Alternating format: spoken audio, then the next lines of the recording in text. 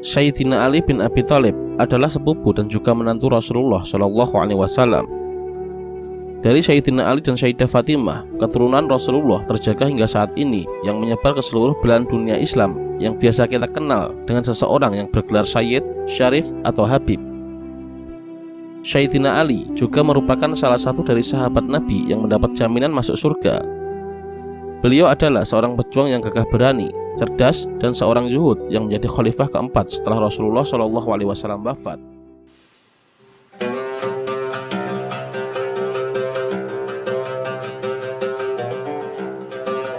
Sayyidina Ali bin Abi Thalib dilahirkan di Makkah pada tanggal 13 Rajab, 10 tahun sebelum dimulainya kenabian Nabi Muhammad Shallallahu Alaihi Wasallam, atau sekitar tahun 599 atau 600 Masehi.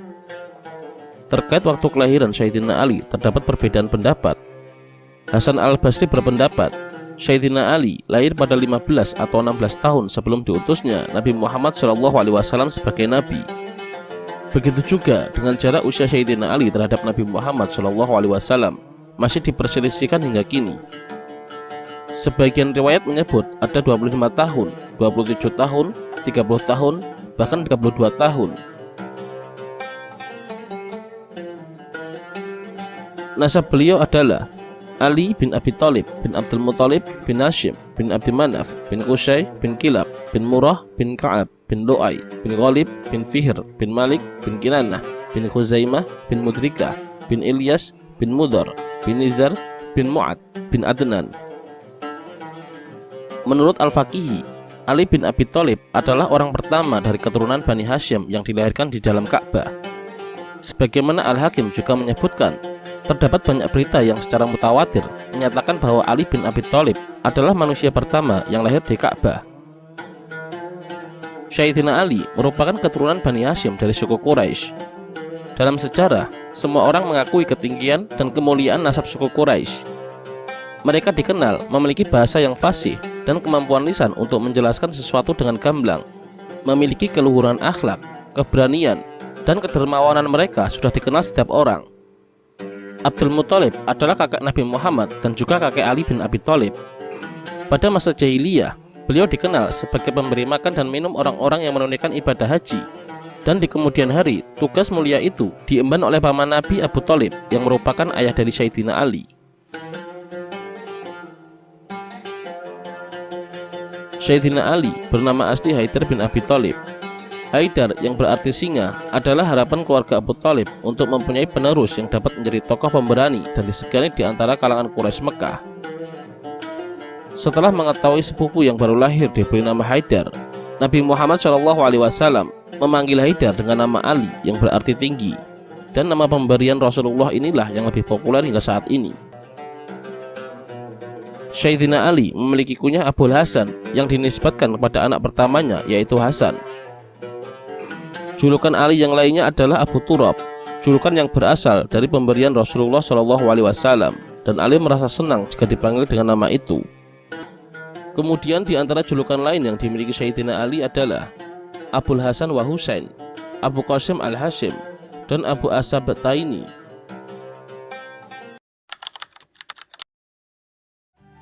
Pengangkatan Khalifah Ali bin Abi Thalib.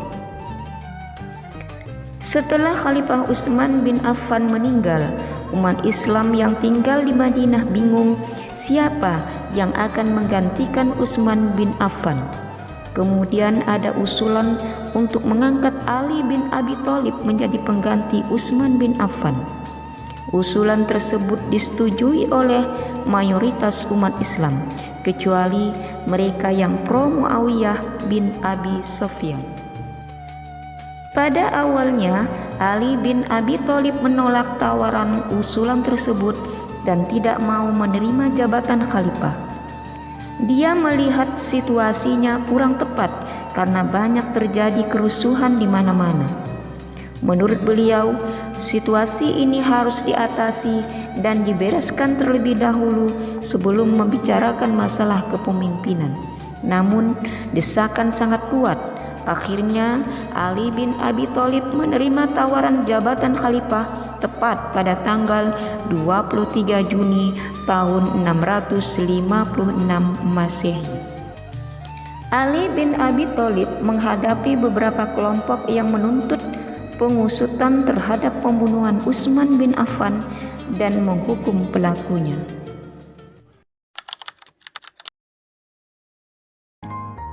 Prestasi Khalifah Ali bin Abi Thalib. Di antaranya adalah yang pertama, mengganti pejabat yang kurang cakap. Khalifah Ali bin Abi Thalib menginginkan sebuah pemerintahan yang efektif dan efisien. Oleh karena itu, beliau kemudian mengganti pejabat-pejabat yang kurang cakap dalam bekerja. Prestasi yang kedua adalah membenahi keuangan negara atau Baitul Mal. Pada masa Khalifah Utsman bin Affan, banyak kerabatnya yang diberi fasilitas negara. Khalifah Ali bin Abi Thalib memiliki tanggung jawab untuk membereskan permasalahan tersebut.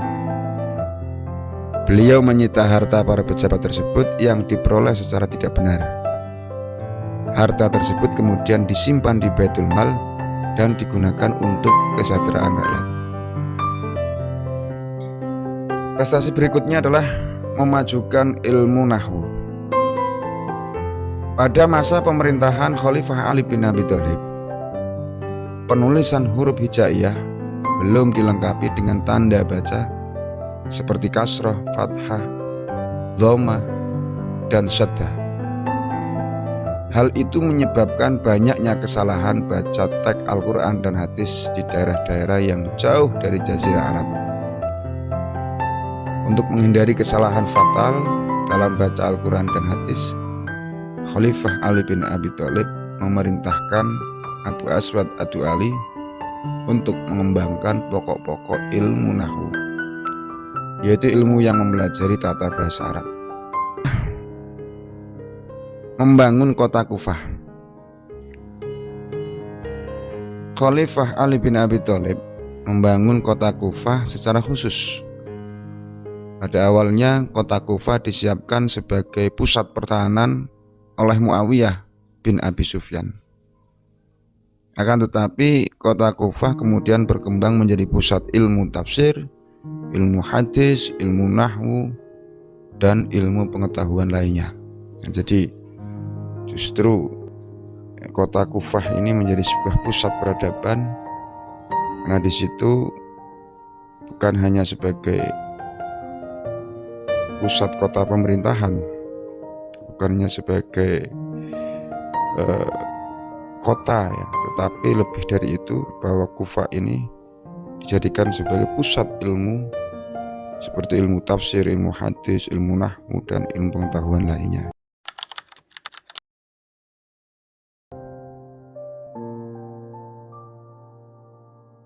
Bicara tentang manusia, orang sudah seharusnya bicara tentang apa yang terjadi di akhir perjalanan manusia, yaitu kematian.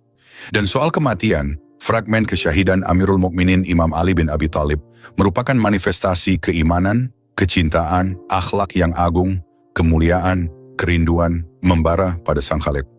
Kalangan sejarawan Islam mengatakan bahwa kesyahidan Ali bin Abi Thalib menjadi indah dalam sejarah kemanusiaan, karena dia telah mengetahui detail ceritanya dari jauh hari.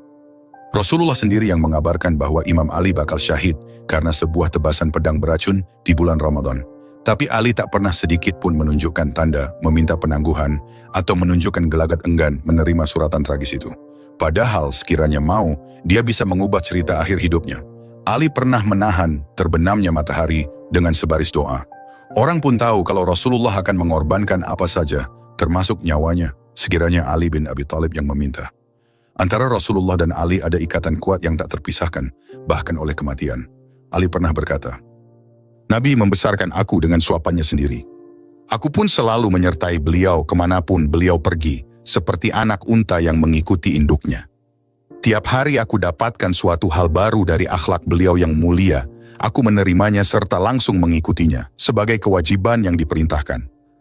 Rasulullah sendiri pernah bersabda, "Ali tak pernah ragu dalam melaksanakan perintahku dan selalu menantiku dalam segala sesuatu." Kata Rasulullah, "Jika kalian ingin melihat keluasan ilmu Adam, kesalehan Nuh, kesetiaan Ibrahim, keterpesonaan Musa saat menyaksikan Allah Subhanahu wa Ta'ala, pelayanan dan wara Isa, maka lihatlah pada wajah Ali. Ali yang sangat disayangi Rasulullah itu dihadapkan dengan bayang-bayang kematian saat usianya masuk 63 tahun. Tapi Ali bukan sembarang lelaki. Dia menyambut kematiannya seperti pengantin yang menanti hari pernikahan. Inilah kisah kerinduan, kesyahduan, penantian kekasih demi menjumpai sang tambatan hati, Allah Subhanahu wa Ta'ala. Pada bulan Ramadan tahun 40 Hijriah itu, setiap hari Ali mendatangi anaknya untuk berbuka dan sahur bersama. Terkadang beliau mampir di rumah Imam Hasan, kemudian besoknya mendatangi Imam Husain, di hari ketiga mendatangi putrinya Zainab, dan di hari keempat berbuka dan bersahur di rumah putrinya Ummu Kalsum. Hari itu adalah Jumat yang cerah, tanggal 19 Ramadan tahun 40 Hijriah. Di rumah Ummu Kalsum di Kufah, di wilayah yang sekarang disebut sebagai Irak, Ali seperti merangkum sejarah dan perjuangan pahit getir para nabi sejak Adam hingga Ibrahim di tanah Babilonia. Pada malam 19 itu, Ummu Kalsum mendapat giliran berbuka bersama ayah tercintanya. Dia menyuguhkan menu berbuka dalam 2 nampan, satu berisi roti kering dan lainnya berisi susu masam. Ali menegurnya, "Bukankah kau sudah tahu bahwa aku selalu mengikuti putra pamanku Rasulullah yang tidak pernah makan sajian dalam 2 nampan sepanjang hidupnya? Maka mohon angkatlah salah satunya. Barang siapa yang makan dan minumnya enak di dunia ini, maka perhitungannya akan lama kelak di hadapan Allah Subhanahu wa Ta'ala." Ummu Kulsum menuturkan bahwa malam itu Ali makan sangat sedikit dari roti kering yang kusuguhkan dan memperbanyak ucapan hamdalah dalam tiap suapnya. Selesai makan sedikit, Ali segera bangkit untuk melaksanakan sholat yang lama. Ali terus dalam keadaan ruku, sujud, bermunajat, berdoa yang khusyuk, dan sering-sering keluar rumah untuk melihat langit. Sekali di antaranya dia berujar, "Ya inilah malam yang dijanjikan kekasihku Rasulullah." Di malam itu, Ali sempat tertidur sejenak dan terbangun cepat. Ummu Kalsum, putri bungsu Fatimah Az-Zahra itu, lantas menuturkan apa yang terjadi di detik-detik yang paling mempesona dari kehidupan ksatria langit, kekasih Allah, dan Rasulullah ini sebagai berikut. "Ummu Kalsum, aku melihat ayahku sholat hingga tengah malam.